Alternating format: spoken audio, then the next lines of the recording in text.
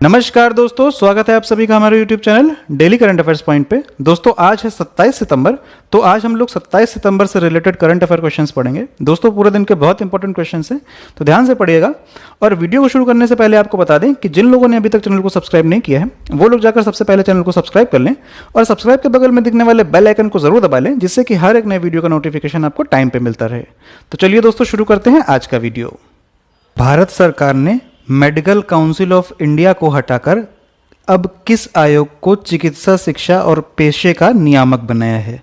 तो दोस्तों ये बनाया है एनएमसी को। एनएमसी का फुल फॉर्म क्या है? तो ये है नेशनल मेडिकल कमीशन। तो दोस्तों संसद के दोनों सदनों से नेशनल मेडिकल कमीशन बिल पारित हो गया है और इसी के साथ चिकित्सा शिक्षा और पेशे को विनियमित यानी कि रेगुलेट करने के वाली एमसीआई यानी कि मेडिकल काउंसिल ऑफ इंडिया को रद्द करके अब इसकी जगह पर राष्ट्रीय चिकित्सा आयोग, जिसे कि इंग्लिश में बोलेंगे नेशनल मेडिकल कमीशन, इसका गठन किया गया है। और अब से देश में मेडिकल शिक्षा और मेडिकल सेवाओं से संबंधित सभी नीतियां बनाने का काम ये आयोग करेगा।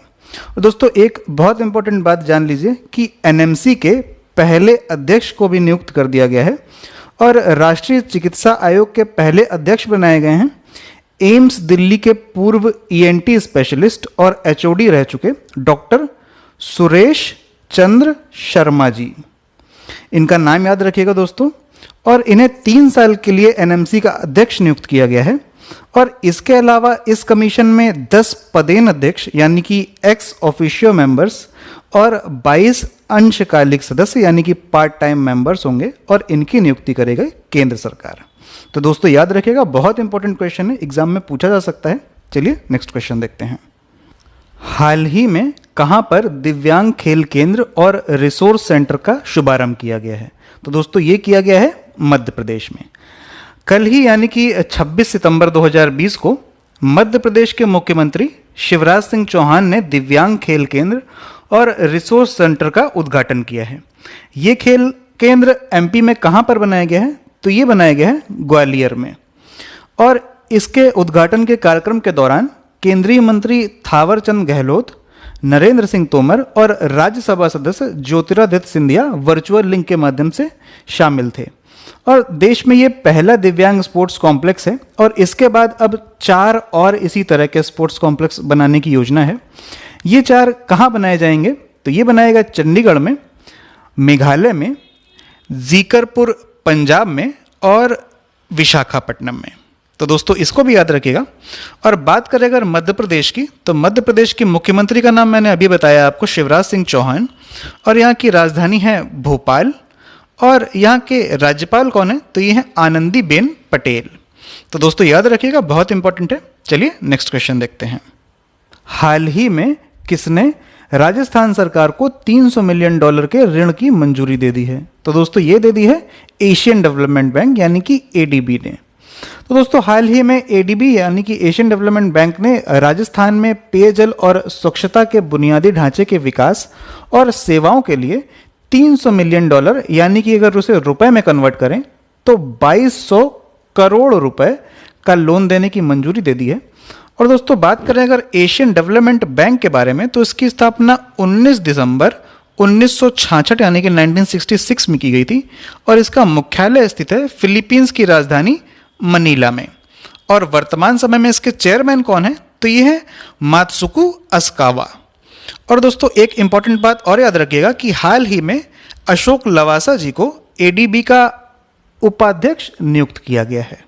तो बहुत इंपॉर्टेंट है दोस्तों। चलिए नेक्स्ट क्वेश्चन देखते हैं। हाल ही में किसने शहरी सहकारी बैंकों की साइबर सुरक्षा के लिए प्रौद्योगिकी विजन जारी किया है?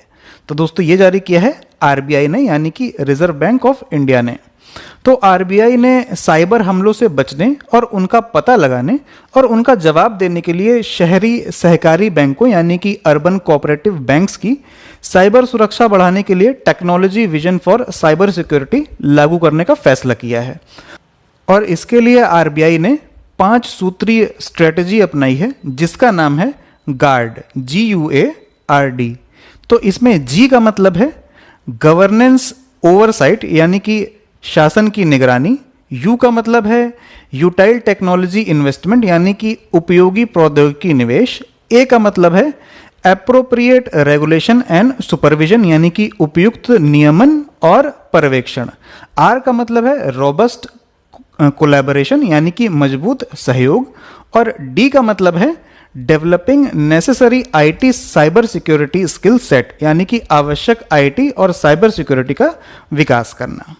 दोस्तों बात करें अगर आरबीआई के बारे में, तो आरबीआई के वर्तमान समय में गवर्नर कौन है, तो ये हैं शक्तिकांत दास। तो याद रखिएगा दोस्तों। चलिए नेक्स्ट क्वेश्चन देखते हैं।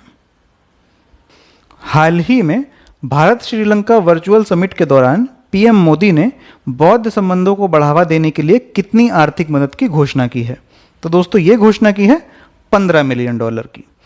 तो 26 सितंबर को देश के प्रधानमंत्री मोदी और श्रीलंका के प्रधानमंत्री महिंद्रा राजपक्षे के बीच वर्चुअल समिट में पीएम मोदी ने कहा कि भारत ने अपनी पहले पड़ोसी नीति और सागर यानी कि security and growth for all in region के सिद्धांत के तहत हमेशा श्रीलंका को प्राथमिकता दी है और इसी के साथ साथ बौद्ध संबंधों को बढ़ावा देने के लिए श्रीलंका को $15 मिलियन की आर्थिक सहायता की घोषणा की है।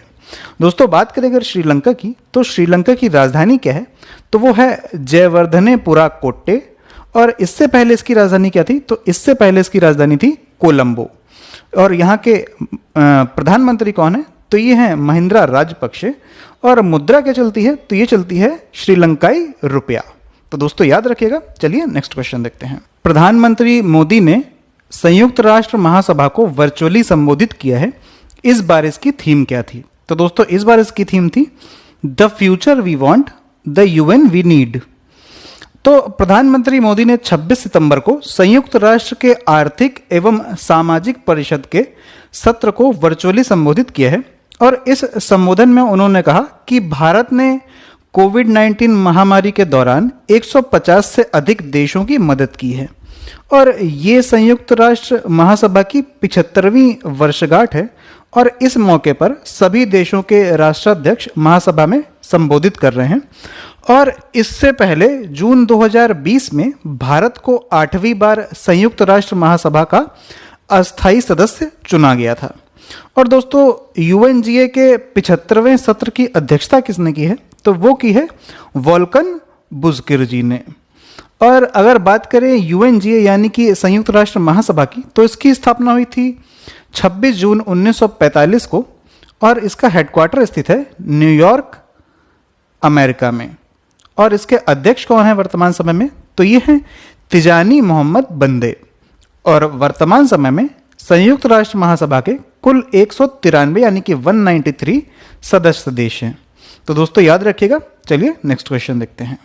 भारत और जापान के बीच नौसेना अभ्यास जिमेक्स 2020 शुरू हो गया है, इस बार ये कहां पर हो रहा है, तो दोस्तों इस बार ये हो रहा है अरब सागर में।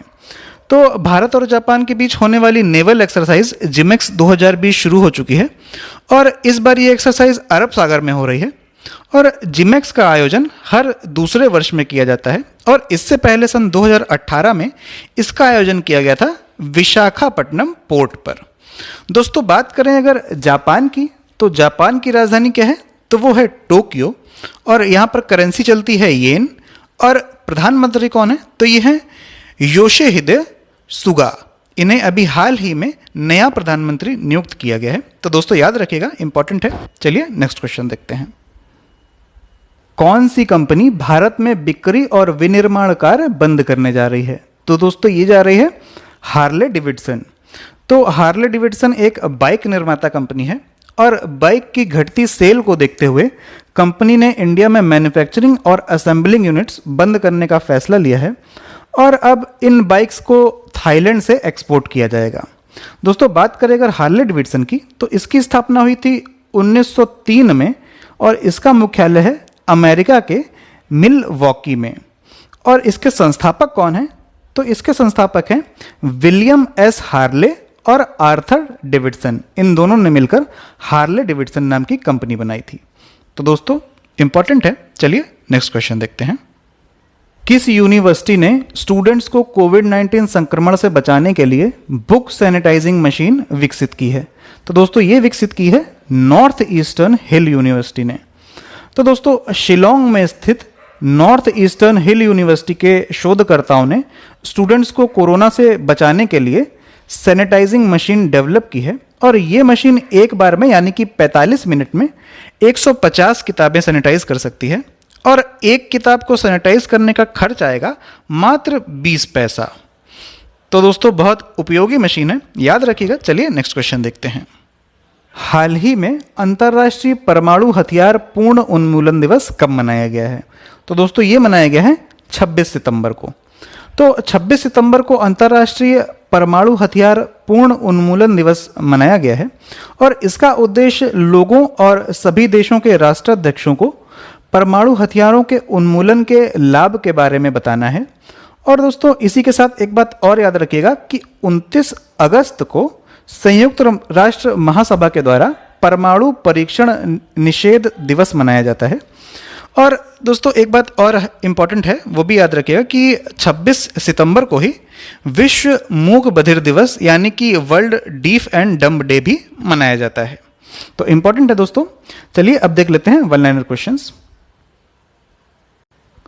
तो आज का पहला क्वेश्चन है, हाल ही में किसने आईपीएल में सबसे तेज 2000 रन बनाने का सचिन तेंदुलकर का रिकॉर्ड तोड़ दिया है?